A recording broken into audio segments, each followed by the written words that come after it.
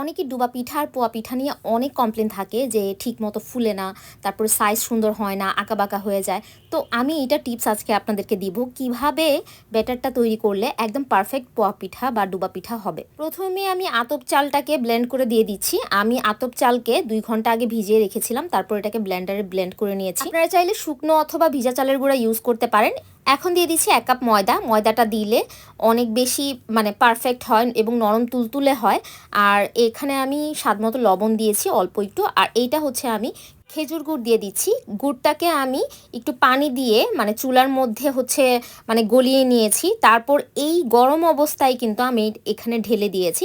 একদম ফুটন্ত গরম না, মোটামুটি মিডিয়াম গরম অবস্থায় আমি এখানে দিয়ে দিয়েছি। আমি একটু মিশিয়ে দেখছিলাম যে আরও লাগবে কি না। তো আমার আরেকটু লাগবে দেখে আমি আরেকটু দিয়ে দিলাম।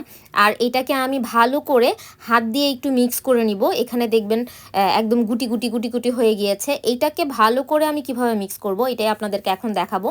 এটাকে আমি খুব সহজ পদ্ধতিতে ব্লেন্ডারে ব্লেন্ড করে নিব।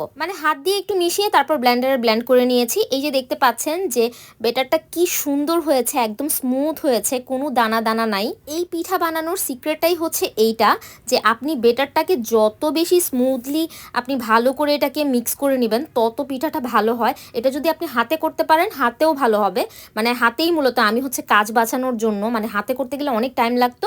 আমার কিন্তু এটা ব্লেন্ডারে করেছি 2 মিনিটের মধ্যে একদম মিক্স হয়ে গিয়েছে। হাতে করতে গেলে আমার প্রায় 15 মিনিট লেগে যেত, তাই আমি হাতে করি নাই, ব্লেন্ডারে করে ফেলেছি। আপনারা তাড়াতাড়ি করতে চাইলে এই যে ব্লেন্ডারে করে নিতে পারেন। তারপরে এই যে দেখতে পাচ্ছেন আমি গরম তেলের মধ্যে আমি বেটারটা ঢেলে দিয়েছি। আর এটা কিন্তু আমার ফার্স্ট পিঠা কিন্তু বেশিরভাগই নষ্ট হয়ে যায়, ঠিক মতো হয় না। এটা বেটারটা অনেক বেশি ভালো হওয়াতে আর তেলটা পারফেক্টলি গরম হওয়াতে কিন্তু একদম পিঠাটা পারফেক্ট হয়েছে।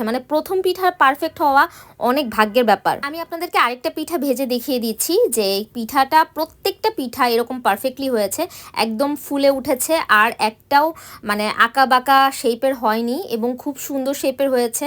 আর এত সুন্দর হয়েছে, খেতেও অনেক বেশি মজা হয়েছিল। আপনারা বাসায় কিন্তু এই টিপসটা ফলো করে এই পিঠাগুলা বানিয়ে নিতে পারেন।